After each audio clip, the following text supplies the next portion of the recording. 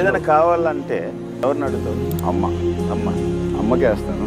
అమ్మ చేయలేకపోతే డాడీకి ఒక లెటర్ రాస్తాను. ఒకసారి ఇందిరా షూటింగ్కి స్విట్జర్లాండ్ వెళ్ళాలి. నాన్న సాంగ్ దాయ్ దాయ్ దామా సాంగ్. నాకేమో I wanted to go to Switzerland with him. ఎలా అడగాలి? హాలిడేస్ వచ్చేసినాయి, సరే సమ్మర్ టైంలో వెళ్తున్నాను. ఎలాగైనా వెళ్ళాలి నేను స్విట్జర్లాండ్కి. ఒక ప్లాన్ వేసుకుని ఒక పేపర్ తీసుకుని రాయడం మొదలుపెట్టాను. నాన్న నా హాలిడేస్ మొదలైనాయి. సో అందరు ఫ్రెండ్స్ ఎక్కడికో వెళ్ళారు, నేను కూడా వెళ్దాం అనుకుంటున్నాను.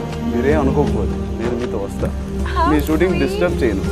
నాకు చాలా లోపల నుంచి ఒక కోరిక, స్విట్జర్లాండ్కి వెళ్ళాలి, ప్లీజ్ నాన్న డోంట్ సే నో అని తీసుకెళ్ళి లెటర్ ఆయన టేబుల్ మీద పెట్టేశాను.